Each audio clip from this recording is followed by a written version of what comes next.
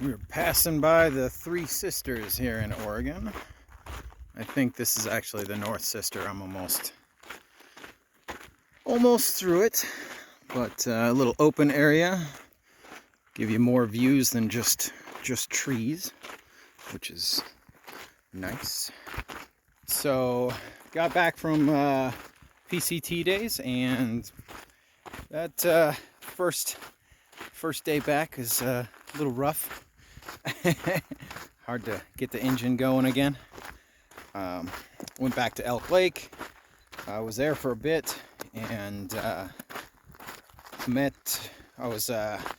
to charge all my stuff because at PCT days they don't really have a lot of charging places. So got the ride back from Cascade Locks through Bend up to Elk Lakes. Got there around 1600-ish. I figured I'd have a couple hours to hike, but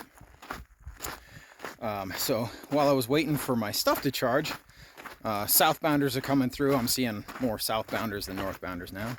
There's a southbounder that just finished like 30 miles. Name was Ashley. She was gonna meet some friends there, and I was talking to her, and she just slumped forward and passed out right as I was talking to her.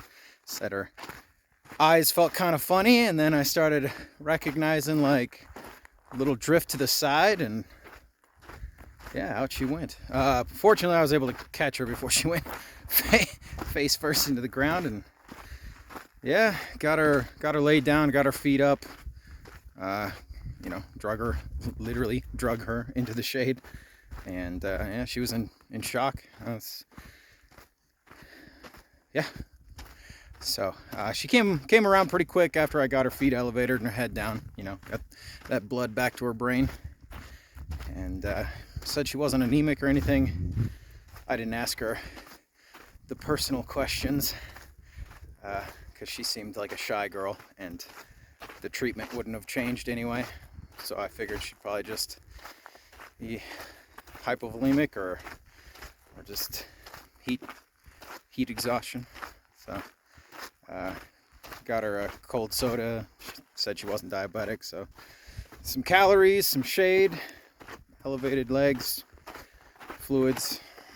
A couple minutes later, she was all right. But yeah, it's interesting to watch people pass. I mean, obviously not the first person I've watched pass out in my lifetime, but they're always just in a daze afterwards.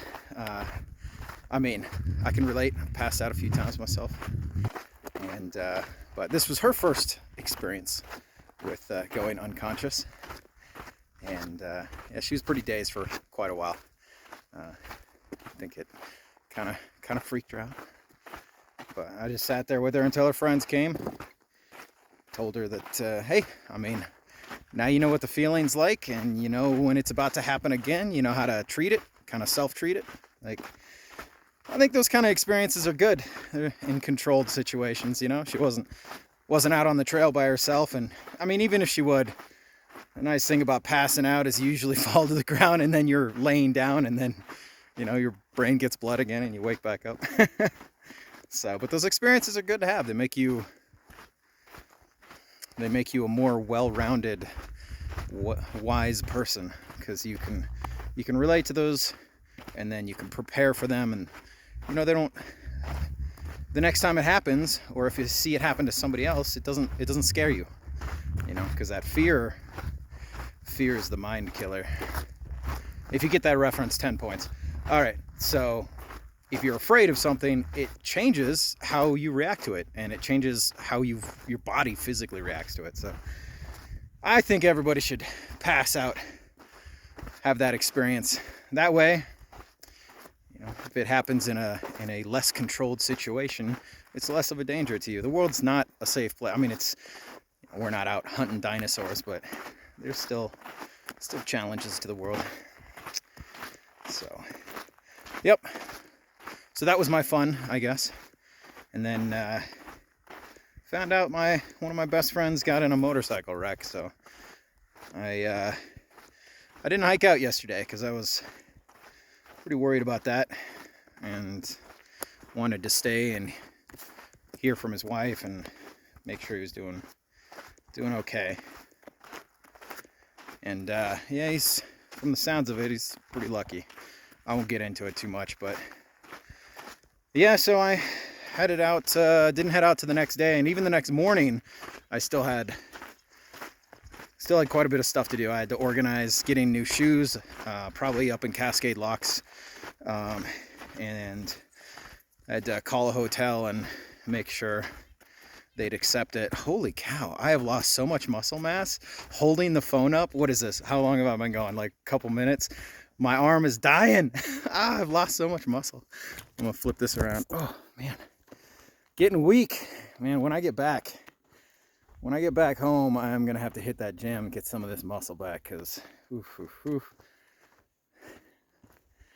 just paring down. They blows my mind. They did not have a scale at PCD days. All those vendors, like, nobody brought a scale. No pack scale, no person scale. Like, I could not believe it. But yeah, back on trail. It was great at PCT days, seeing people I hadn't seen. Going by the sisters now, and the fire closure that I was worried about up north is now open.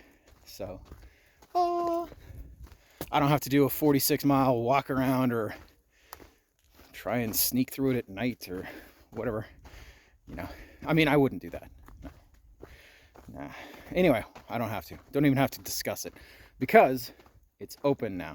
Lion's Head fire closure is now open, so I can just scoot on through.